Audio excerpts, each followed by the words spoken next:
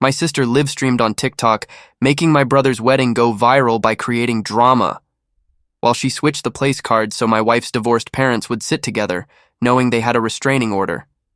She broadcasted herself mixing up the dietary restriction meals, giving the vegan plates to meat eaters and sneaking shrimp into my wife's cousin's plate, despite her deadly allergy, laughing about the chaos coming. I stood in the venue's security room, watching the footage our tech-savvy wedding planner had just pulled up on her tablet. My blood turned to ice as I watched Vanessa, my 26-year-old sister, grinning at her phone camera while deliberately sabotaging the careful seating arrangements Elena and I had spent weeks perfecting. The wedding planner's face had gone pale when she rushed to find me 30 minutes before the ceremony was supposed to start, whispering that there was an emergency I needed to see immediately. "There's more," Monica, our wedding planner, said grimly, scrolling forward. The next clip showed Vanessa in the kitchen area, charming her way past the catering staff with that sugary smile she'd perfected since childhood. I watched her swap meal cards with practiced ease, her phone propped against a centerpiece to capture every moment. Her voice came through tinny but clear on the speakers. "Watch this, guys! My brother thinks he's so special with his perfect wedding. Let's see how perfect it is when Cousin Rachel goes into anaphylactic shock. Don't worry, I'm sure someone has an EpiPen. Probably." She dissolved into laughter, her 12,000 followers leaving heart emojis and flame reactions. My hands clenched into fists as the full scope of her sabotage revealed itself. This wasn't a prank. This wasn't sibling rivalry. Vanessa had deliberately planned to turn my wedding into a disaster for social media attention, risking someone's life in the process. Elena's parents had a restraining order for good reason. Her father had been arrested for domestic violence 3 years ago. Seating them together wasn't just uncomfortable, it was potentially dangerous and definitely illegal. And Rachel's shellfish allergy wasn't a preference. Last Thanksgiving, she'd nearly died from cross-contamination. Vanessa knew all of this. She'd been there for both incidents. My sister had grown up beside me in our modest, split-level home in Portland, sharing cereals and car rides, and somewhere along the way, she'd become someone I didn't recognize, someone who would weaponize family trauma for likes and shares. But as I watched her gleeful face on that screen, something crystallized inside me. Vanessa had always been the golden child, the one our parents excused and defended, the one who got away with everything because she was young or just joking or going through a phase. Not this time. This time she'd gone too far, and this time I had proof that she couldn't charm or lie her way out of. The thin silver wedding band I'd been nervously spinning on my finger suddenly felt heavier, more significant. I stopped the motion and looked at Monica with complete clarity. Fix the seating, fix the meals, make sure Rachel's plate is triple checked, then call venue security and have them escort Vanessa out the moment she arrives. Monica nodded, already pulling out her phone, but I held up a hand. Wait. Not yet. Let her walk in. Let her think everything is going exactly as she planned. I pulled out my own phone and began typing quickly, my jaw set in a line that would have made my Marine Corps grandfather proud. There were a few calls I needed to make before the ceremony, and a few files I needed to send to very specific people. Vanessa wanted to make my wedding go viral? Fine, I'd make sure it did, just not in the way she'd imagined. The video evidence on Monica's tablet wasn't just proof of sabotage, it was proof of attempted assault, harassment, and violation of a court order. My sister had been so eager to document her cruelty that she'd created a perfect, time-stamped, narrated confession of multiple crimes. And she'd done it all in front of thousands of witnesses who'd already saved and shared the footage. By the time I was done, Vanessa's face would indeed be everywhere online, but she wouldn't be laughing. The ceremony went flawlessly. Elena walked down the aisle in her grandmother's restored lace gown, sunlight streaming through the vineyard's glass ceiling, and for those 28 perfect minutes, I almost forgot about the viper sitting in the third row. Vanessa had arrived exactly on time, wearing a white dress, another deliberate slight Elena and I had specifically asked her to avoid. She'd hugged our mother, posed for photos with our father, and taken her seat with that same saccharine smile plastered across her face. I watched her glance around the room periodically, clearly waiting for her carefully orchestrated chaos to detonate. It never did. Elena's parents sat on opposite sides of the venue, her mother near the front with family, her father in the back with acquaintances, exactly as we'd planned. The meals came out perfectly coordinated, each guest receiving exactly what they'd requested. Rachel ate her shrimp-free salmon without incident, laughing at something her girlfriend whispered in her ear. I caught Vanessa's expression shift from confident anticipation to confusion, then to barely concealed frustration. She checked her phone obsessively during the toasts, probably reading comments from her followers asking when the drama would start. What Vanessa didn't know was that while she'd been busy documenting her crimes, I'd been busy too. During the cocktail hour, while she worked the room pretending to be the devoted sister, I'd been in the coordinator's office with Monica and two other people, Detective Sarah Fitzgerald from the Portland Police Department and James Bergen, Elena's cousin who happened to be a prosecutor for the district attorney's office. I'd sent them both the full video footage an hour before the ceremony. Sarah had arrived in plainclothes as a guest, while James had come anyway as family.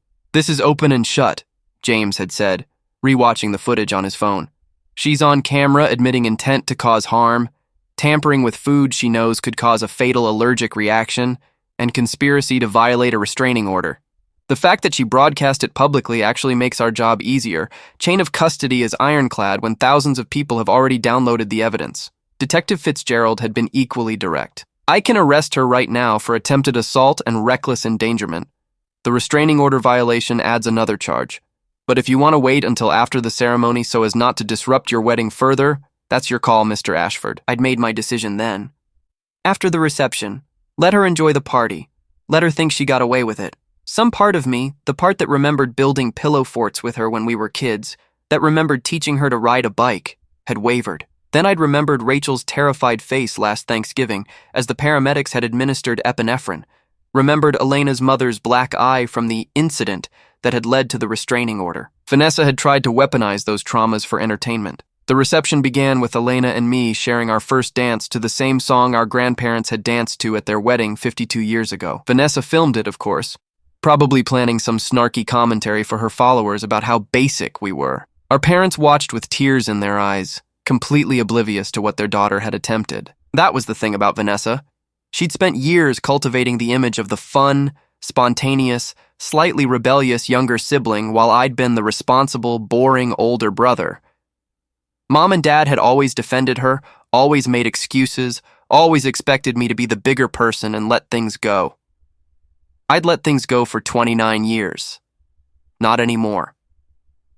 As the evening progressed, I made my rounds, thanking guests, posing for photos, playing the role of the happy groom, which wasn't hard because I was genuinely happy. Elena was radiant, our friends and family were celebrating, and the food Monica's team had rescued from Vanessa's sabotage was exceptional. I watched my sister's frustration grow as the night continued without incident. She'd promised her followers chaos and drama, and instead, they were getting a normal, beautiful wedding. Her view count was probably tanking. Around 9 p.m., as the DJ announced the cake cutting, I caught Detective Fitzgerald's eye across the room. She gave me a subtle nod.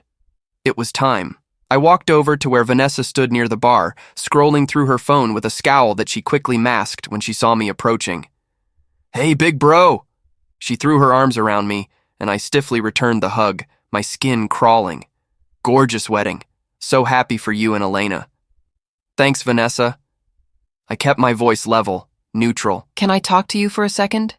Outside? There's something I need to discuss privately." Her eyes lit up, probably thinking I'd discovered her scheme and she'd finally get her dramatic confrontation to stream. "Of course. Let me just grab my phone." "Leave it," I said quietly. "This won't take long." Something in my tone must have registered because her smile faltered slightly, but she followed me out to the venue's stone patio. The evening air was cool, carrying the scent of jasmine from the nearby gardens. String lights twinkled overhead. Under different circumstances, it would have been romantic. Detective Fitzgerald and James emerged from the shadows where they'd been waiting, and Vanessa's face went white. "Marcus, what's going on?" "Vanessa Ashford?" Detective Fitzgerald stepped forward, her badge now visible on her belt. "I'm Detective Fitzgerald with the Portland Police Department.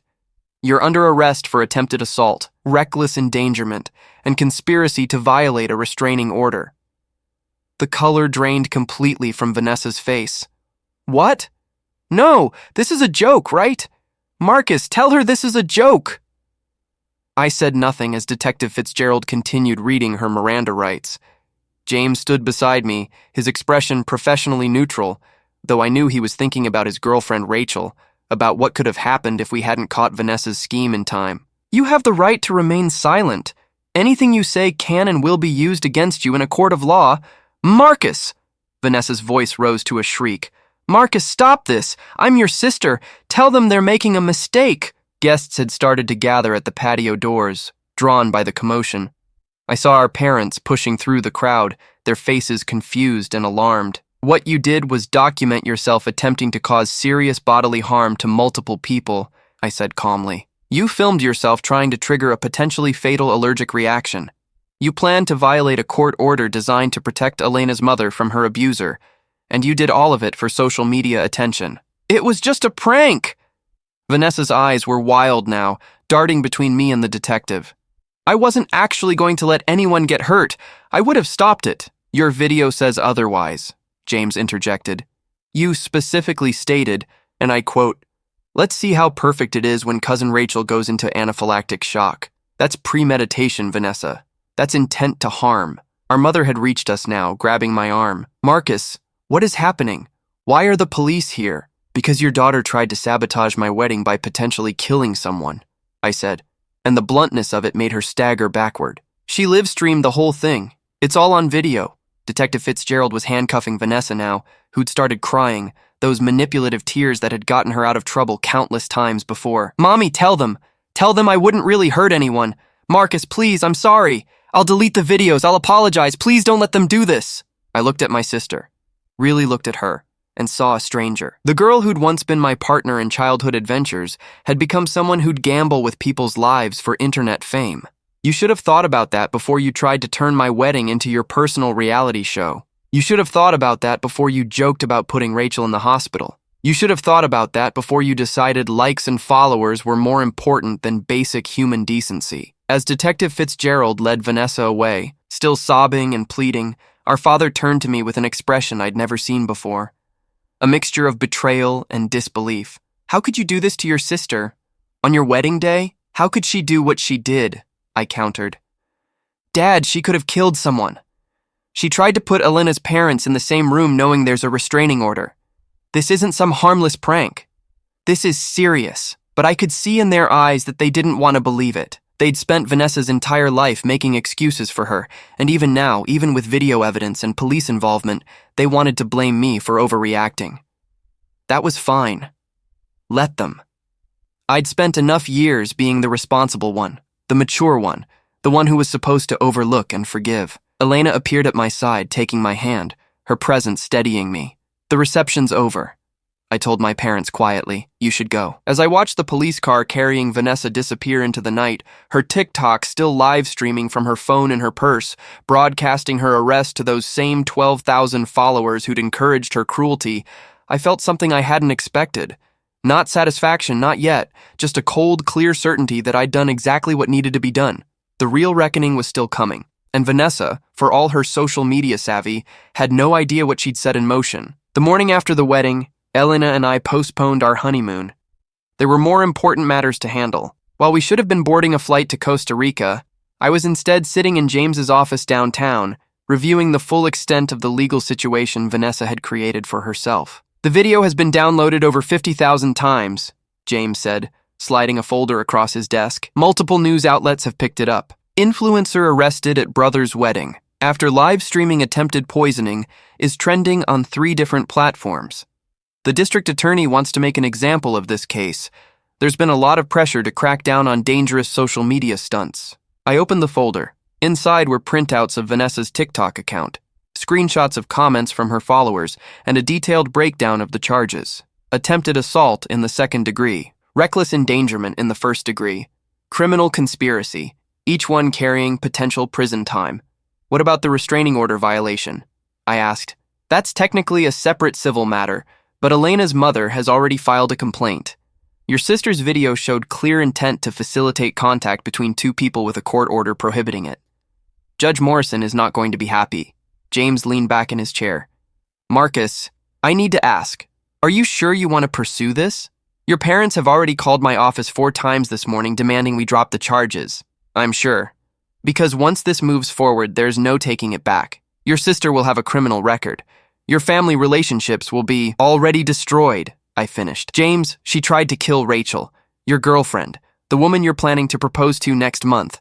Yes, Elena told me. Vanessa could have ended that before it even began. She could have ended Rachel's life, period. So, yes, I'm sure. James nodded slowly, something dark and appreciative flickering across his face. Then, we're going to bury her. Over the next 3 days, I learned things about my sister I'd never known. Her TikTok account, which I'd always dismissed as typical social media nonsense, told a darker story. I spent hours scrolling through her content with Elena, and each video made me feel sicker. There was the time she'd pranked her roommate by hiding her insulin and filming her panic. The video where she'd loosened the lug nuts on her ex-boyfriend's tire just enough to be funny after their breakup. The stream where she'd called in a fake reservation at an expensive restaurant under someone else's name, then filmed the embarrassed couple being turned away. She's been escalating, Elena observed, her psychology degree evident in her analysis. Each prank is more dangerous than the last. She's chasing bigger reactions, more engagement. The wedding was just the next logical step in the progression. Logical, I repeated bitterly. There's nothing logical about this. My phone rang. Mom. I'd been ignoring her calls, but Elena gave me a look that said I couldn't avoid it forever. I answered. Marcus Theodore Ashford, you drop these charges right now. No greeting, no preamble. Just immediate attack. Your sister is sitting in jail because you're being vindictive. She made a mistake, and you're ruining her life over it. She tried to send someone into anaphylactic shock for TikTok views, I said coldly. That's not a mistake. That's attempted murder. Don't be dramatic. Vanessa would never actually hurt anyone. You know, she's just impulsive. She doesn't think things through. That's not a defense, Mom. That's part of the problem. You and Dad have spent her entire life making excuses for her impulsiveness, instead of teaching her that actions have consequences. She's your sister. Family protects family. The hypocrisy of that statement nearly made me laugh. Where was that logic when she was actively trying to harm my wife's family? Where was family protects family when she was sabotaging my wedding? She's sorry. She called us crying, saying she didn't mean for it to go so far. She's sorry she got caught, I interrupted. There's a difference. If our wedding planner hadn't found that video, Rachel would be in the hospital or dead right now. Elena's mother could have been assaulted. Dozens of guests would have gotten food they couldn't eat, and Vanessa would have posted the whole thing online for entertainment. You're being cruel. I'm being reasonable. For the first time in our family, someone is holding Vanessa accountable. Mom's voice turned icy. If you go through with this, don't bother coming to Thanksgiving, or Christmas, or any family event. Your father and I will not stand by and watch you destroy your sister. Then I guess I'll be spending holidays with Elena's family from now on. I hung up before she could respond. Elena wrapped her arms around me from behind, her chin resting on my shoulder. I'm sorry. Don't be. They made their choice. I made mine. But my hands were shaking, and she noticed, holding them still with her own. The preliminary hearing happened on a Thursday. I sat in the courthouse gallery, watching Vanessa shuffle in wearing an orange jumpsuit, her hair unwashed, her face bare of the makeup she usually applied so carefully for her videos. She looked small and young and pathetic, and I felt absolutely nothing. James was right. There was no taking this back. The moment I'd chosen to prosecute, I'd chosen to burn those family bridges permanently. The prosecution presented the TikTok videos. The judge, a stern woman in her 60s named Judge Morrison, watched them without expression, though her jaw tightened noticeably at the part where Vanessa laughed about Rachel's potential allergic reaction. Vanessa's public defender, a harried-looking man named Patterson, tried to argue that his client was just a young woman who'd made an error in judgment, that she had no prior criminal record, that she was remorseful. Judge Morrison cut him off. Counselor, your client live-streamed evidence of premeditated assault. She documented her intent, her actions, and her complete disregard for the safety of others. The only reason no one was harmed is because she was stopped, not because she changed her mind or showed any actual remorse. Bail is set at $50,000. Vanessa's face crumpled. Our parents, sitting on the opposite side of the gallery, looked devastated. Dad started to stand, probably to declare he'd pay the bail, but Mom grabbed his arm, pulling him back down. They'd already mortgaged their house once to pay off Vanessa's credit card debt. They couldn't afford $50,000. As Vanessa was led away, she caught sight of me. For a moment, our eyes met across the courtroom. I saw the exact moment she realized I wasn't going to save her. That big brother wasn't going to swoop in and make this go away like I'd done countless times before. When she'd crashed Dad's car at 17, I'd helped pay the deductible. When she'd been fired from 3 jobs for personality conflicts, I'd used my connections to get her new interviews. When she'd racked up thousands in debt-buying equipment for her influencer career, I'd co-signed a loan. Not this time. Her expression shifted from pleading to something uglier, rage mixed with betrayal. She mouthed something at me. I couldn't hear it, but I could read her lips clearly. "I hate you." "Good," I mouthed back. That evening, Elena and I finally left for our postponed honeymoon, but not before I made one more stop. Rachel had asked to meet me at a coffee shop near her apartment, and when I arrived, she hugged me so tightly I could barely breathe. "Thank you," she whispered. "James told me everything. If you hadn't caught it, Marcus, I'd be dead. My EpiPen was in my purse at the coat check. I wouldn't have reached it in time." "You don't need to thank me." "Yes, I do. Your parents are telling everyone you're being cruel to Vanessa, that you're overreacting." Rachel pulled back, her eyes fierce. "They don't get it. They don't understand that she tried to murder me for content. So thank you for being the only one in your family with a backbone." On the plane to Costa Rica, somewhere over Texas, Elena took my hand. "No regrets?" I thought about Vanessa in her cell, about my parents' rejection, about the family holidays I'd never attend again. I thought about the childhood memories that were now permanently tainted, about the sister I'd loved who'd transformed into someone unrecognizable. And I thought about Rachel, alive and safe, about Elena's mother, protected from her abuser, about all the people who hadn't been hurt because I'd stopped Vanessa's plan. "No regrets," I said firmly, "not even one." But I was lying to both of us, just a little, because there was one regret. Not that I'd had Vanessa arrested, but that it had taken me this long to stop enabling her. How many of her previous pranks had hurt people while I'd looked the away? How many times had my silence made me complicit? That was the thought that haunted me as the plane carried us toward what should have been a celebration. I'd done the right thing. I knew I had. But I'd done it 29 years too late. And somewhere between the rage at what Vanessa had become and the grief for the sister I'd lost, I felt something else crystallizing, a cold determination to see this through to the absolute end. Vanessa wanted to go viral? I'd make sure she did. But this time, she'd be famous for exactly the right reasons. When Elena and I returned from Costa Rica 2 weeks later, tanned and determined, the media storm around Vanessa's case had intensified. A viral Twitter thread by a journalist named Catherine Brennan had connected Vanessa's wedding sabotage to her previous dangerous pranks, creating a comprehensive timeline of escalating behavior that her followers had encouraged and enabled. The thread had been retweeted over 200,000 times. But the real bombshell came from somewhere I didn't expect. Vanessa's former roommate, the one she'd pranked with the hidden insulin. Her name was Priya Kapoor, and she'd found Catherine's thread and decided to tell her story publicly. She'd done more than that.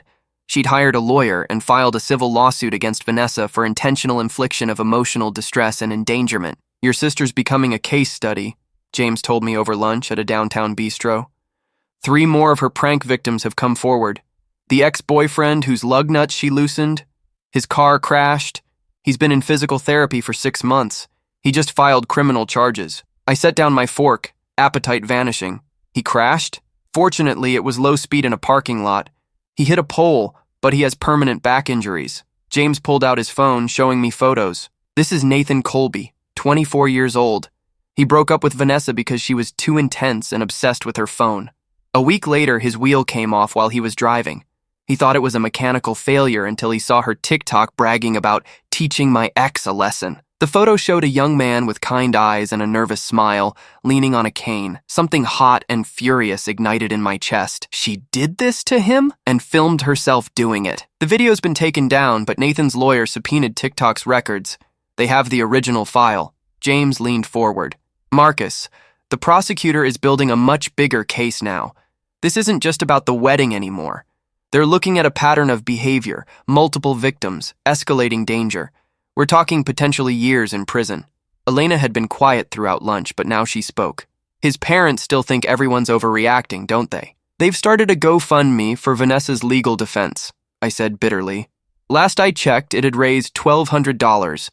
They're calling her a victim of cancel culture and saying I'm leading a witch hunt against my own sister. What my parents didn't know, what I deliberately kept from them, was that I'd been working behind the scenes in other ways.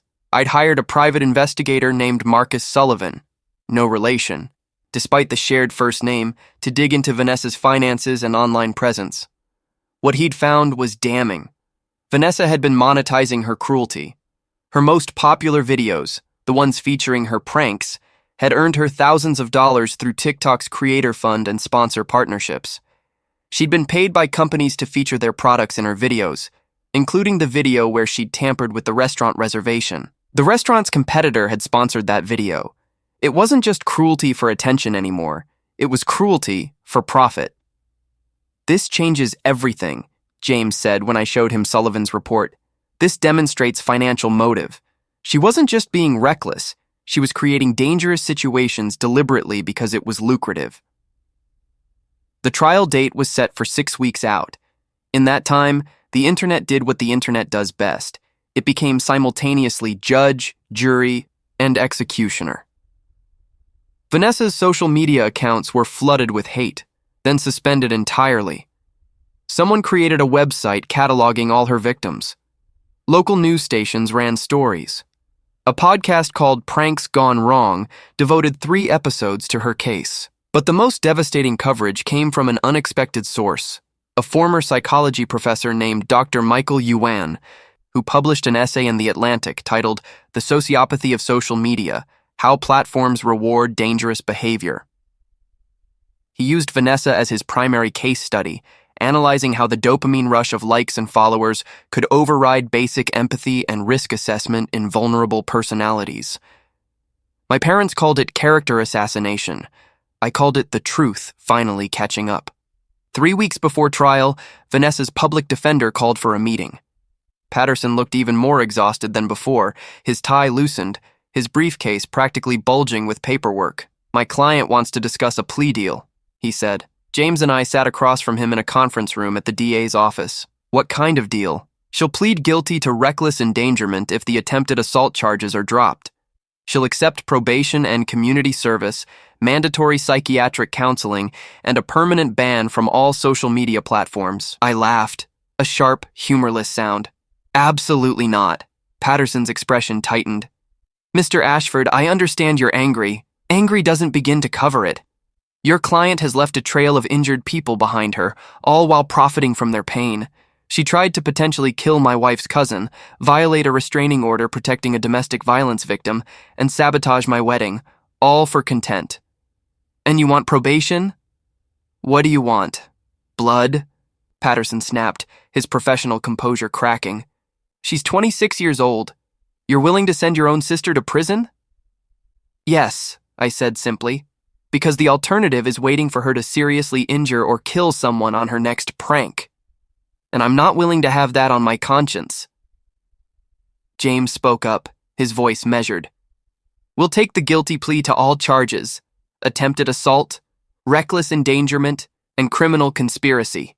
Sentencing recommendation of 3 to 5 years, eligibility for parole after 18 months with good behavior. Mandatory social media ban becomes a condition of parole, and she pays restitution to all documented victims." Patterson stared at him. "That's not a deal. That's total capitulation." "That's justice," James corrected. "Your client committed multiple felonies and endangered multiple lives. She's lucky we're not pushing for the maximum sentence of 15 years. I'll have to talk to my client." "You do that." After Patterson left, James turned to me. "Your parents are going to lose their minds when they hear about this." "Let them." But my phone was already ringing. Dad this time. I answered on speaker. "The lawyer just called us," Dad said, his voice shaking with fury. "You're demanding prison time? What is wrong with you? She's your sister, your only sibling." "Who tried to hurt people I love, repeatedly, for money. She's sick. She needs help, not punishment. She's getting both. The plea includes mandatory counseling." "Marcus, please." Dad's voice broke. "Please. She's our little girl. We can't watch her go to prison. It will kill your mother. It will kill me." For the first time in this entire nightmare, I felt my resolve waver. I heard my father crying, actually crying, on the other end of the line, and I remembered being 7 years old, watching him hold newborn Vanessa with such tenderness, such joy. He'd called her his princess, his perfect little princess. Then I remembered Nathan Colby's cane, Priya Kapoor's traumatized description of finding her insulin missing, Rachel's EpiPen sitting uselessly in her purse at coat check while Vanessa laughed about anaphylactic shock. "Then you should have raised her better," I said quietly, and hung up. Elena found me an hour later in our home office, staring at nothing. She didn't say anything, just climbed into my lap and held me while I finally let myself cry. Not for Vanessa, but for the family that had disintegrated, for the parents who'd chosen their denial over their son's safety, for the childhood memories that were now stained with the knowledge of who my sister had become. "You're doing the right thing," Elena whispered. "Then why does it feel like I'm burning my entire life down?" "Because sometimes doing the right thing costs everything," she said. "But you know what costs more? Looking the other way while people get hurt. You couldn't live with that, Marcus. That's why I married you." 2 days later, Patterson called back. Vanessa had rejected the plea deal. She wanted her day in court. She thought she could convince a jury that she was just a misunderstood young woman who'd made some mistakes, that her brother was vindictive, that the internet had blown everything out of proportion. "She's delusional," James said flatly. "We have her on video confessing to everything. We have multiple victims. We have financial records showing profit motive. No jury is going to side with her." "Unless they believe my parents," I countered. "Unless they buy the narrative that I'm the cruel older brother persecuting his quirky little sister." James smiled, a sharp, predatory expression I'd never seen on his usually affable face. "Then we'll just have to make sure they hear from every single person she's hurt, starting with Rachel." The trial was going to be ugly. It was going to be public. It was going to tear whatever remained of my family into irreparable shreds, and I was going to sit in that courtroom every single day and watch it happen. Because Vanessa had made one crucial miscalculation in her endless quest for viral fame. She'd assumed that family loyalty would protect her the way it always had. She'd assumed I would eventually cave, forgive, enable, excuse the way I'd done for 29 years. But I'd meant what I said on our wedding day. Not this time. This time she'd gone too far. And this time, there would be no one to save her from the consequences of her own actions. The trial lasted 9 days. The prosecution called 23 witnesses. Vanessa's defense called 3, our parents and a psychiatrist who'd met with Vanessa twice and diagnosed her with social media addiction disorder, which wasn't even a recognized medical condition. Rachel testified first, her voice steady as she described finding out about Vanessa's plan to contaminate her food. "I carry an EpiPen everywhere because I've nearly died twice from shellfish exposure." The defendant knew this. She mentioned it specifically in her video. She said, Rachel's voice caught, but she pushed forward. She said she hoped someone had an EpiPen. Probably. She was willing to gamble with my life for views. Nathan Colby came next, walking to the stand with his cane. The jury watched intently as he described the car crash, the months of physical therapy, the chronic pain that would follow him for the rest of his life. "I loved her," he said quietly. "I thought she was fun and spontaneous. Breaking up with her was hard, but I thought it was the right thing to do. I never imagined she'd try to hurt me. I definitely never imagined she'd film it and laugh about it online." Priya Kapoor testified about the insulin incident with clinical precision, her medical background evident. Type 1 diabetes is not a joke. "When I couldn't find my insulin, my blood sugar spiked to over 400. I was disoriented, nauseated, at risk for diabetic ketoacidosis, which can be fatal. I was panicking, calling my endocrinologist, about to go to the emergency room when the defendant magically found it behind the microwave.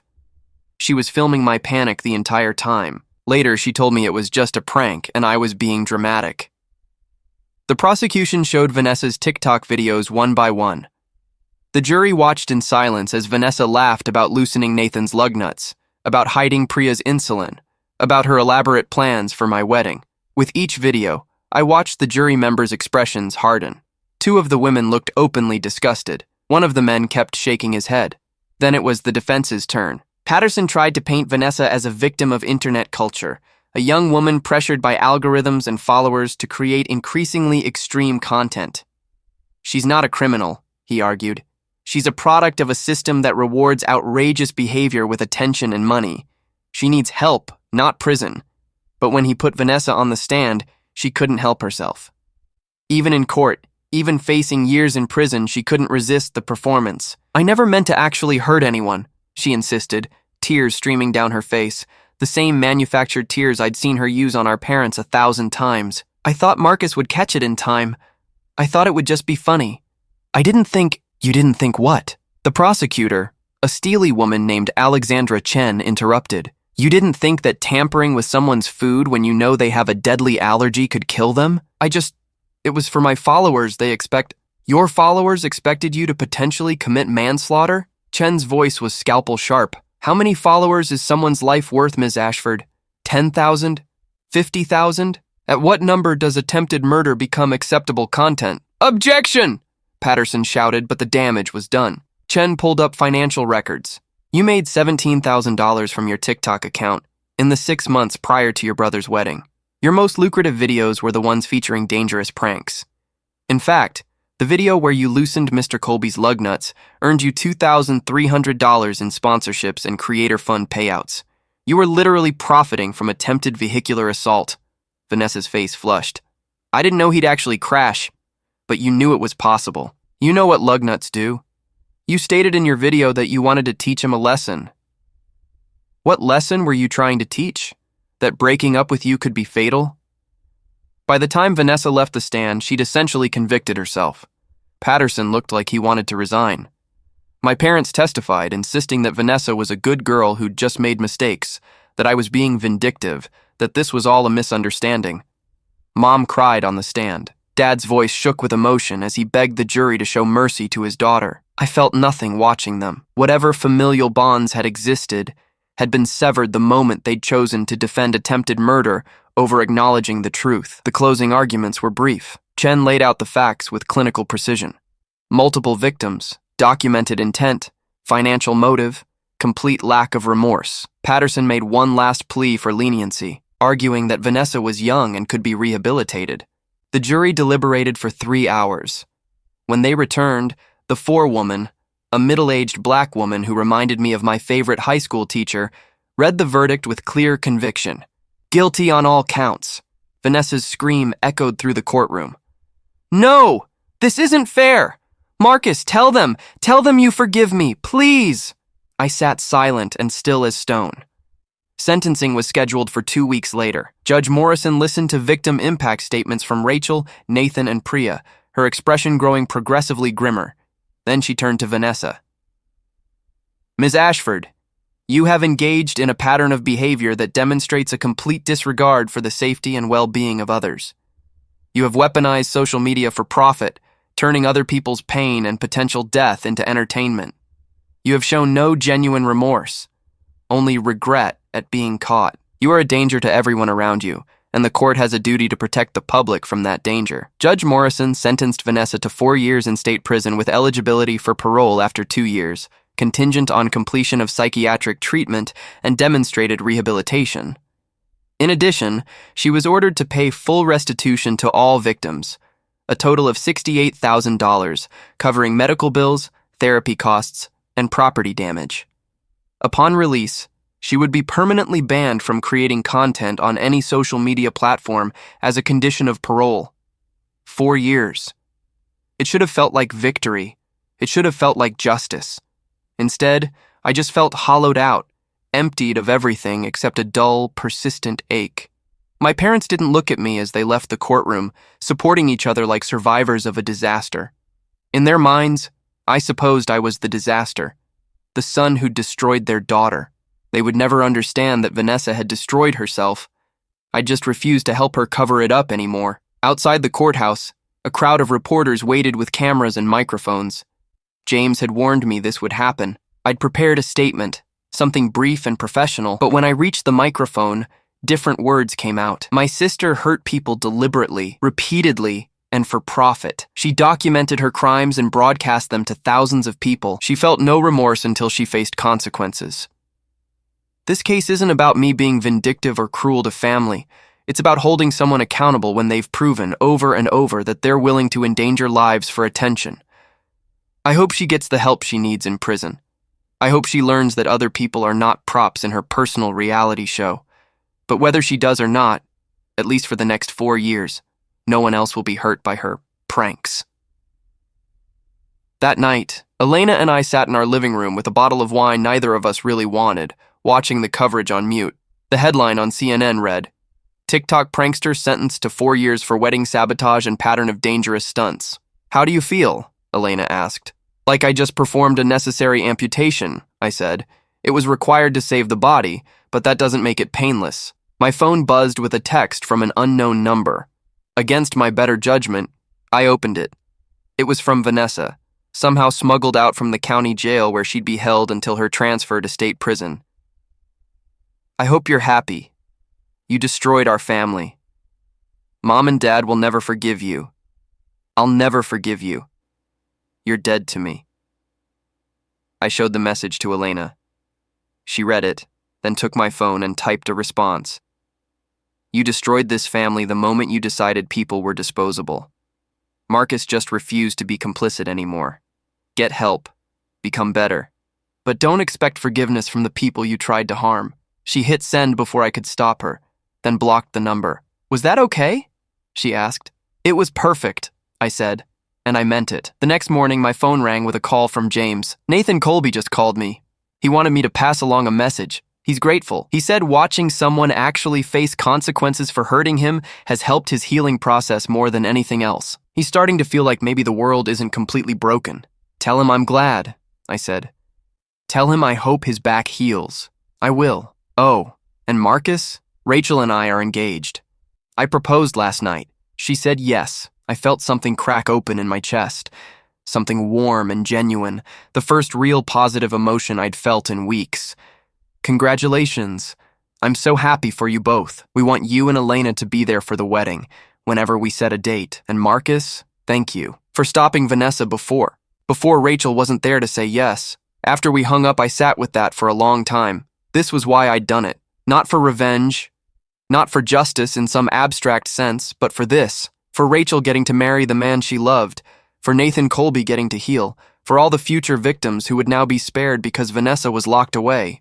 My parents would never understand. They would spend the rest of their lives believing I'd betrayed my sister, but I'd saved their daughter's future victims, even if they couldn't see it. That would have to be enough. Elena found me still sitting there an hour later. "Ready to move forward?" she asked. "Yes," I said, and finally I meant it. 18 months after Vanessa's conviction, Elena and I hosted Thanksgiving dinner at our new house, a renovated Craftsman in southeast Portland, with enough room for the family we were planning to start. The guest list included Elena's parents. Her father had completed his anger management program and was rebuilding his relationship with Elena's mother from a respectful distance. Rachel and James, now married, glowing, talking about adopting a dog. Priya, who'd become surprisingly good friends with Elena over shared trauma, and Nathan, who'd started dating a physical therapist he'd met during his recovery. My parents were not invited. I'd sent them a card when we moved, including our new address, but I'd received no response. According to my Aunt Linda, the only family member who still spoke to both sides, Mom and Dad had attended every one of Vanessa's parole hearings, insisting she'd been rehabilitated, that she deserved early release, that she'd suffered enough. Each time, the parole board had denied the request. Vanessa had struggled with the mandatory psychiatric treatment, had been written up multiple times for behavioral issues, and had shown minimal progress toward genuine rehabilitation. She keeps insisting she's the real victim, Aunt Linda had told me over coffee 2 months ago. She's written letters to the parole board claiming you orchestrated a conspiracy against her. Your parents believe her. Of course they do, I'd said without bitterness. I'd moved past bitterness into simple acceptance. Some people would never see reality, no matter how much evidence you presented. Now, as I carved the turkey with Elena beside me mashing potatoes, I looked around at the people gathered in our dining room, all of them alive, healthy, safe, because Vanessa was exactly where she needed to be. This was my family now. These were the people who mattered. "Speech!" James called out, raising his wine glass. "Come on, Marcus, you're the host. Say something profound." I looked at Elena, who smiled encouragingly. All right. I'm grateful for second chances, the kind you actually earn, not the kind you demand. I'm grateful for accountability. I'm grateful for people who choose to do better instead of just claiming they will.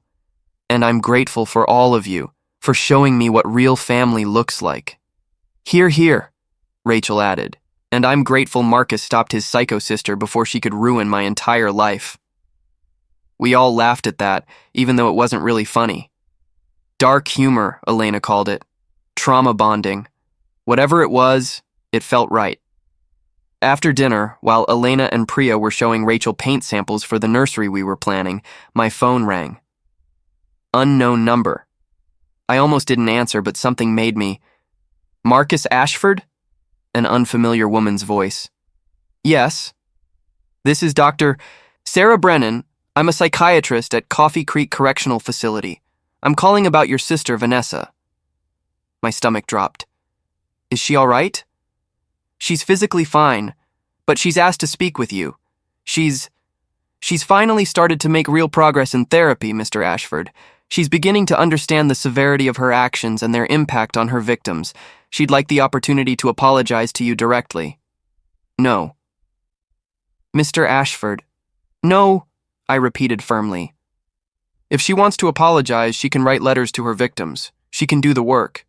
But she doesn't get access to me. That door is closed. I understand this is difficult.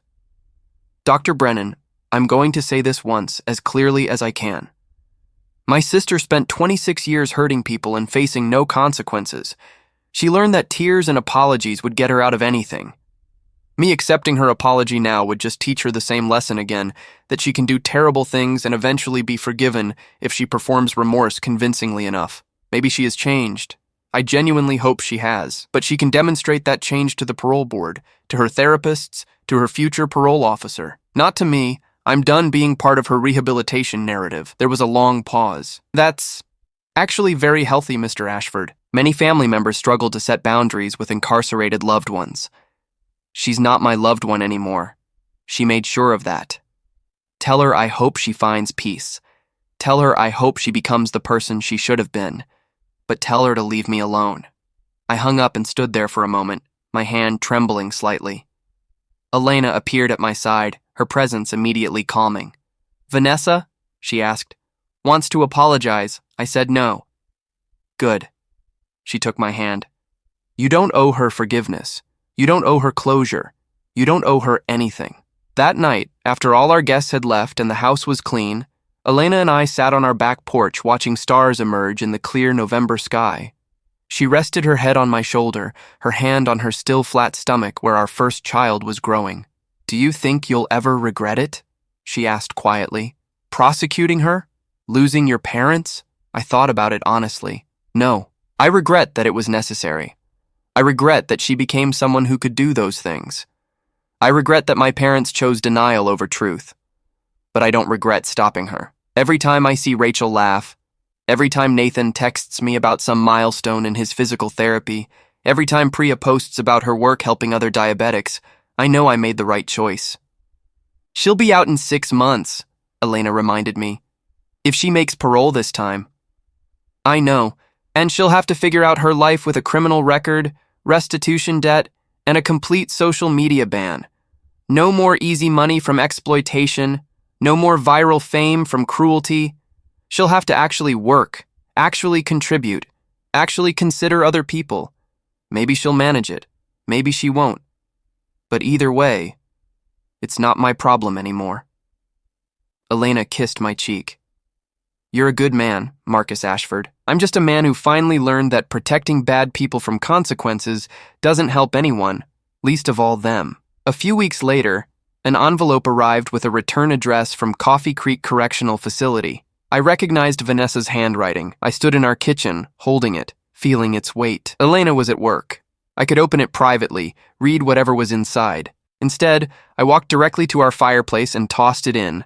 Unread, I watched it curl and blacken and turn to ash. Whatever Vanessa needed to say, whatever apologies or accusations or pleas she'd written, I didn't need to hear them. That chapter of my life was over. On Christmas morning, Elena and I hosted a much smaller gathering, just us, Rachel, James, and Priya. We exchanged modest gifts, drank too much eggnog, and watched holiday movies. My phone rang twice with calls from my parents' number. I declined both.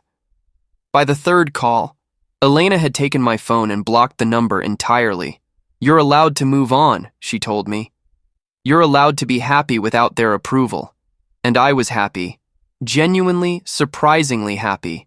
The family I'd been born into had disintegrated, but the family I'd chosen, these people gathered in my living room, laughing and safe and whole, was more than I'd ever hoped for.